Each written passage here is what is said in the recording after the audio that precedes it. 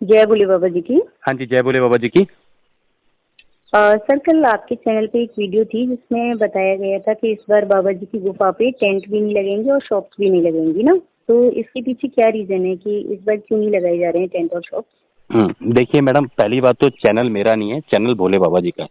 ठीक है, आप जब भी बोलें तो ये बोलें कि श्री अमरनाथ जी यात्रा चैनल पे ना, क्योंकि चैनल भोले बाबा जी का, मेरा कुछ नहीं है दुनिया में, मेरा तो शरीर भी नहीं है। ठीक है, ठीक तो है। टेंट की बात हाँ करते हैं। जी। टेंट का ये है कि मेरी रफीक भैया से बात हुई थी, तो टेंट का ये कंफर्म हो गया कि गुफा पे टेंट नहीं लगाए जाएंगे। बाबा जी की गुफा पे जो टेंट लगाए जाते थे पहले, हम्म। नहीं लगेंगे। देखिए, अब कुछ लोगों को बुरा लगेगा, कुछ लोगों को अच्छा लगेगा, लेकिन अगर मैं दोनों हम्म। ही बातें बोल दूंगा सिर्फ क्योंकि मैं तो बोल रहा हूँ। जिसको बुरी सुननी होगी वो बुरी को पकड़ ले, जिसको अच्छी सुननी होगी अच्छी सुन ले।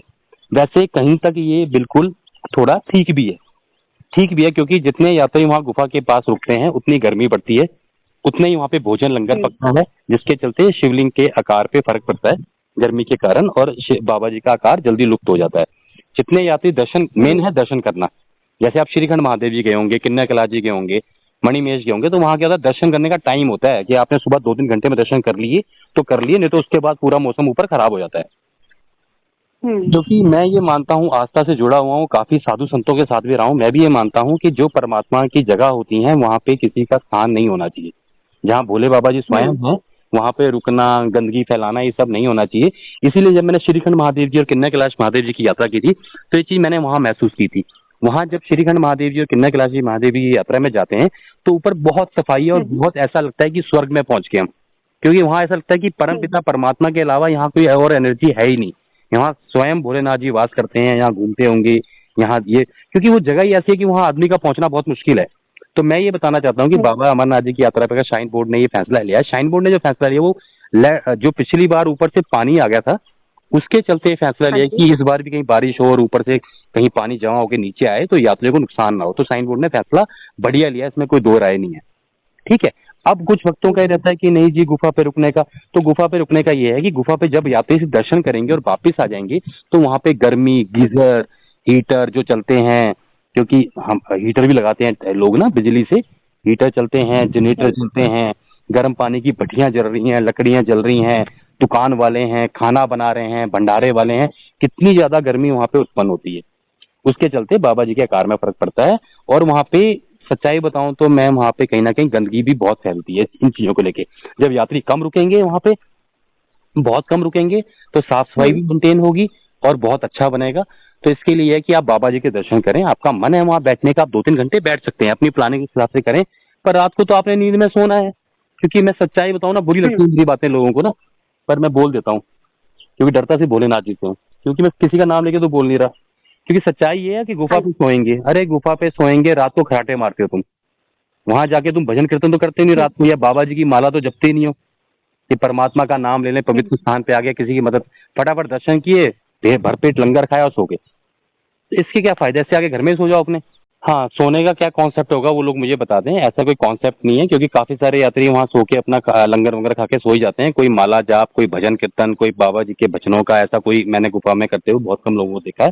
तो बढ़िया ये है कि 3 किलोमीटर पहले आके सोएं, उससे सेफ्टी का भी इशू जो था शाइन बोर्ड का वो भी क्लियर हो गया। और गुफा पे सबसे बड़ी बात है, गंदगी नहीं फैलेगी। और बाकी जो भी मेरी वीडियो सुन रहे हैं भक्त, मेरी सबसे हाथ जोड़ के विनती है कि अब अगर आप यात्रा पे जा रहे हैं, please please please, shine board का काम है वहाँ पे साफ सफाई करना, पर आपका भी एक जिम्मेदारी बनती है, आप गंदगी बिल्कुल ना फैलाएं। क्योंकि आप ये मान के चलें कि दर्शन करने से भी ज्यादा जरूरी है वहाँ पे साफ सफाई बनाए रखना।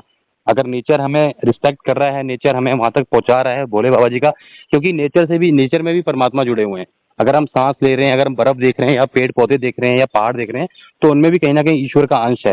तो आप उसमें गंदगी फैला के और फिर ईश्वर के दर्शन करने जा रहे हैं, तो पता नहीं, मैं नहीं कह सकता कुछ भी ना, आप खुद समझिए, समझदार हैं, क्योंकि ऐसे शब्द मुझे बोलने नहीं चाहिए। अगर आप पूरे रास्ते गंदगी फैलाते हुए जा रहे हैं और वहां जाके भोले बाबा पे बढ़िया सफेद कुर्ता पजामा पहन के मत्था टेकने जा रहे हैं, तो वो आप समझ लीजिए क्या होगा। और बाबा तो मतलब लगता है आपको कि बाबा जी आपको मतलब इन चीजों को नहीं देखते हैं, और जो आप सामने कर रहे हैं वो देखते हैं, वो तो अंदर का भाव देखते हैं कि ये बंदा कैसे कर्म हम्म। करके आ रहा है। ठीक है, क्योंकि जो जाने वाले हैं उनसे मेरी फिर हाथ जोड़ के विनती है, मैं उनके पाँव पकड़ता हूँ, हाथ जोड़ता हूँ कि गंदगी ना फैलाएं किसी भी कंडीशन में। यार कितना कूड़ा होगा आपका, 1-2 किलो कूड़ा होगा ना, वो अपने बैग में डाल के नीचे ले आए। क्योंकि ऊपर गंदगी फैलाना आपके लिए, गंदगी फैलाना एक छोटा सा काम है, लेकिन जिसके लिए उठाना है उसके लिए बहुत मुश्किल काम है। क्योंकि आपकी गंदगी, अगर हम्म। आपने एक चिप्स का रैपर फेंका तो उसमें मिट्टी लग के और बाकी चीजें बारिश में भीग के वो रैपर आपका 100 ग्राम का वो आधी किलो का बन जाएगा, फिर उसको उठाना, फिर साफ करना, फिर उस समय उसको उठाना, वो भी बड़ा मुश्किल है। आप सेम टाइम पे आपका रैपर साफ है, आप बैग में डालो, ठीक है, गंदा कीचड़ लगा हुआ, घोड़े की दिल लगा हुआ रैपर उठाना बहुत मुश्किल होता है। और फिर चलो ठीक है, किसी को नजर आएगा तो उठा भी लेगा, लेकिन जो मिट्टी में दब गया उसका क्या करेंगे? तो गंदगी फैलाने के लिए मेरी हाथ जोड़ के विनती है, वैसे कोशिश करती है जय भोले बाबा जी की सेवा समिति की जहाँ भी गंदगी मिलती है उसको साफ किया जाए, पर यात्री ना, मैं सही बता रहा हूँ, इससे तो यात्रा पे मत जाओ, सही बता रहा हूँ मन से। अगर आपको गंदगी फैलाने का शौक है ना, कहीं भी बोतलें फेंकने का, कहीं भी अपना, अगर आपका पर्स फट गया तो पर्स ही फेंक देते हैं लोग वहाँ पे, रेनकोट फट गया रेनकोट फेंकते हैं। मैं आपको सही बता रहा हूँ, जय भोले बाबा जी की सेवा समिति के जो सदस्य है ना, उनको मैंने देखा है, अगर वो कुछ खाएंगे भी ना, उसका रैपर भी अगर अपने बैग में डालेंगे, बोतलें भी इकट्ठी करके नीचे लाते हैं, कोल्ड ड्रिंक वगैरह पीते हैं, ठीक है। तो बहुत जरूरी है, मेरी हाथ जोड़ के विनती है, आप सभी भी भोले बाबा जी की इस दुनिया के सदस्य हैं, और पर्यावरण को बनाए रखना। यात्रा में जाना ठीक है, बाबा जी के दर्शन करना एक अच्छी बात है, लेकिन वहां जाके गंदगी फैलाना, आप खुद सोचो, किसी भी एंगल से कोई भी, मतलब मुझे लगता नहीं है कि कहीं से भी ठीक है। और बहुत, मैंने बहुत देखा है, लोग वहाँ पे बहुत गंदगी फैलाते हैं। तो वहाँ पे रुकने का ठीक है, संगम टॉप में होगा या वहाँ पे होगा। रही प्रसाद की बात, तो प्रसाद के लिए ऊपर शाइन बोर्ड की दुकान है, आपको प्रसाद वहाँ पे मिल जाएगा, नहीं तो एक दो दुकानें लगेंगी वहाँ पे। बाकी भोलेनाथ जी के दर्शन ही प्रसाद है, प्रसाद पक्का मिलेगा जहाँ तक मेरा आइडिया। बाकी एक दो दिन में जो भी भग जाएंगे, अपडेट आना शुरू हो जाएगा, रफीक भैया अपडेट दे देंगे, मैं वीडियो बना के डाल दूंगा। नहीं तो हम तो अपने घर से ही, मतलब 10 दाने काजू के, 10 दाने किशमिश के लेके जाएं, उसी का भोग लगाएं, वही मिला के डाल दें, तो वही प्रसाद है। जरूरी कोई प्रसाद वहीं जाके लेना है। अपने घर से एक मुट्ठी काजू ले जाएं, एक बादाम ले जाएं, जो आप बनाते हैं वही भोग लगा के भोलेनाथ, श्रद्धा होती है प्रसाद में, भाव होते हैं, बाकी कुछ नहीं होता है ना। श्रद्धा और भाव ही होता है प्रसाद में। भोलेनाथ जी का अगर हमें भाव है कि मेरे परमपिता परमात्मा बाबा अमरनाथ जी की यात्रा से प्रसाद आया है, तो वो आपका भाव भी है प्रसाद में। वो भोलेनाथ जी टच करा के वहाँ पे पंडित जी से, और वही अपने घर में लाके अपने, जो भी आपने 10 किलो प्रसाद, 15 किलो प्रसाद बनाना है, उसमें डाल दें और वही प्रसाद बांट दें, ठीक है। तो उसके लिए चिंता करने की बात नहीं है। बाकी अपडेट हमारे चैनल पे सारे आते रहेंगे, ठीक है। ठीक है जी।